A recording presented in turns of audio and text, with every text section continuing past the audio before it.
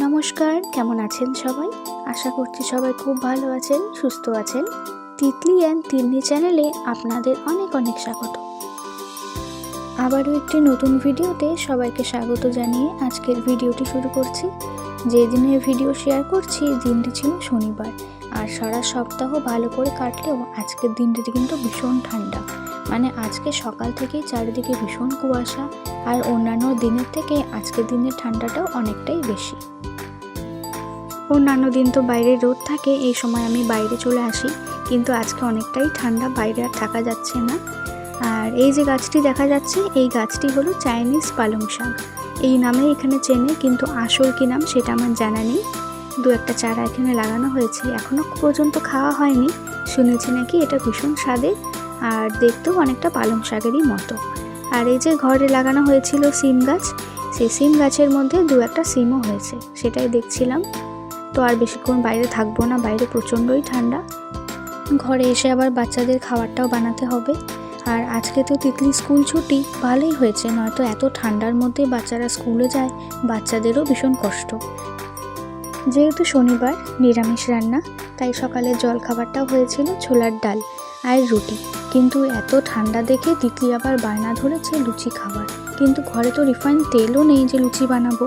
তাই ওকে মানিয়ে বুঝিয়ে বললাম ঘি দিয়ে একটু পরোটা বানিয়ে দিই, খেয়ে নাও। আর এদিকে আমি তিন্নিকে কোলে নিয়েই সকালের জলখাবারটা বানাচ্ছিলাম, কেননা ওর শরীরটা খুব একটা ভালো নেই, এতটাই ঠান্ডা, ওর সর্দি হয়ে গেছে, সাথে হালকা হালকা জ্বরও। তাই তিন্নিকে কোলে নিয়েই সমস্ত কাজ করতে হচ্ছে। আর এখানে কিছুটা মিষ্টি ছিল, যদিও মিষ্টি আমার খুব একটা ভালো লাগে না, কিন্তু তিতলির এই সব মিষ্টি চকলেট খুবই পছন্দ। সেজন্য ওকে জল খাবারের পর বলছিলাম যে কোনো একটা নিয়ে নিতে। অনেক ধরনের, যখনই দোকানে যাই অনেক ধরনের মিষ্টি মিলিয়ে আনার চেষ্টা করি। সব সময় একই রকমের মিষ্টি ভালো লাগে না, একটু 3-4 রকমের মিষ্টি আনলে স্বাদটাও ভালো লাগে। আর বাচ্চাদের শরীর খারাপ হলে যা হয়, তিন্নিরও শরীরটা খারাপ, ও সারাদিন ধরে কান্না করছে, আমাকে তো একেবারেই কাজ ছাড়া করছে না, সব সময় কোলে উঠে থাকছে। কোলে উঠেই সকালে জলখাবারটা বানিয়ে নিলাম, তারপর এই যে বসিয়ে রাখলাম, তারপরেও কান্না হচ্ছে এখন। তো এরপর দুপুরের রান্নাটা করব, দুপুরের রান্না তো বাকি আছে। তো আজকে ভাবছি বেশি কিছু আর করতে পারবো না, কেননা তিন্নিকে আর রেখে কাজ করতে পারছি না, ওকে কোলে নিয়েই আমাকে রান্নাটা বসাতে হবে। তাই চলে আসলাম রান্নাঘরে। আর আজকে খিচুড়িটা কুকারেই বানাবো। খিচুড়ি বানানোর জন্য ঘরে যা সবজি ছিল সবই একটু করে নিয়েছি কেটে। আর একটু মুগ ডাল আর গোবিন্দভোগ চাল, একটু আদা, কাঁচা লঙ্কা, জিরে সব কিছু একসাথে দিয়ে কুকারে দিয়ে দেবো। একটা সিটি হলেই হয়ে যাবে খিচুড়ি। আমাদের খাবার তো একদম রেডি। এর মাঝখানেই আমি তিন্নিকে কিছু খাইয়ে দিয়েছিলাম, কেননা ওকে তো ওষুধ দিতে হবে। তো ঘরেই আমার কাছে রাখা ছিল জ্বর সর্দির ওষুধ, সেখান থেকে আমি ওষুধ দিয়ে দিয়েছি অল্প। আর ওষুধটা দিয়ে একটু ঘুমানোর পর দেখছি শরীরটা এখন অনেকটাই ভালো। আসলে হালকা ঠান্ডা লাগলে যা হয় বাচ্চাদের, একটু জ্বর সর্দি কাশি লেগেই যায়, একটু ওষুধ দিয়ে ঘুম পাড়ালেই একদম ঠিক। আর এই যে এখন সন্ধ্যের সময়, আর আমি এখন নিয়ে বসেছি এই লঙ্কাগুলোকে নিয়ে। এই লঙ্কাগুলোকে আচারি লঙ্কাই বলে, আবার এই আচারি লঙ্কা দিয়ে লঙ্কার চপও খুব ভালো হয়। অনেক দিন আগেই এনে রেখেছে যদিও, কিন্তু আমার সময়ের অভাবে আমি বানাতে পারছিলাম না, তাই আজকে আর দেরি না করে সন্ধ্যেবেলা এটা নিয়ে বসলাম। এই লঙ্কার চপ কিন্তু অনেকে অনেক রকমভাবেই বানায়, অনেক রকমভাবেই বানানো যায়, কিন্তু আমার পদ্ধতিটা একটু সহজ। সেরকম কিছুই লাগছে না, মশলা লাগছে কয়েক রকমের, জিরে গুঁড়ো, ধনে গুঁড়ো, লঙ্কার গুঁড়ো, একটু নুন, একটু হলুদ, একটু চিনি, সাথে একটু গরম মশলা আর চাট মশলা, সবগুলোকে একসাথে মিলিয়ে নেব। আর মেলানোর জন্য ব্যবহার করব একটু রিফাইন তেল, জল দেব না, তেলটা দিলে খুব ভালো হয়। আর এরপর লঙ্কাগুলোকে খুব ভালো করে ধুয়ে এই যে এইভাবে মাঝখান থেকে কেটে নেব। প্রত্যেকটা লঙ্কা এভাবে কেটে নেওয়ার পরে ভেতরে যে বীজগুলো থাকে সেই বীজগুলোকে ফেলে দেবো, কেননা বীজগুলো থাকলে খুব একটা ভালো লাগবে না খেতে।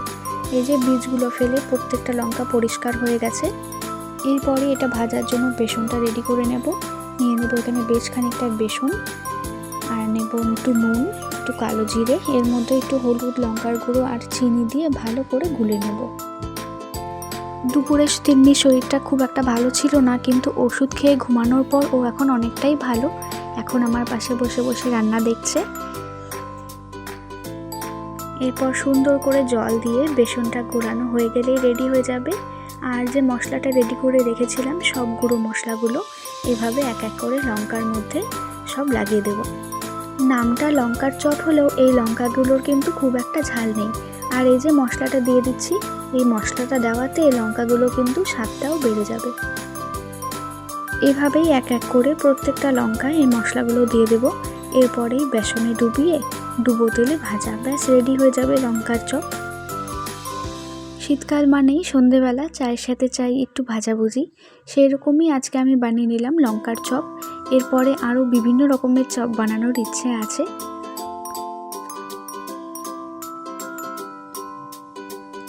এই ছিল আজকের ভিডিও। আজকের ভিডিওটি এ পর্যন্তই। আজকের ভিডিওটি কেমন লাগলো সেটা নিশ্চয়ই জানাবেন। আর লঙ্কার চপ খেতে কার কার ভালো লাগে সেটাও নিশ্চয়ই জানাবেন কমেন্টে। আজকের মতো ভিডিওটি এখানেই শেষ করছি। ভিডিওটি ভালো লাগলে অবশ্যই একটি লাইক, কমেন্ট, শেয়ার করবেন আর চ্যানেলটিকে সাবস্ক্রাইব করে পাশে থাকবেন। আপনারা সবাই ভালো থাকবেন, সুস্থ থাকবেন। আবারও দেখা হবে পরের ভিডিওতে। আর এই যে লঙ্কার চপ কিন্তু একেবারেই রেডি আর খেতেও হয়েছিল খুবই সুন্দর।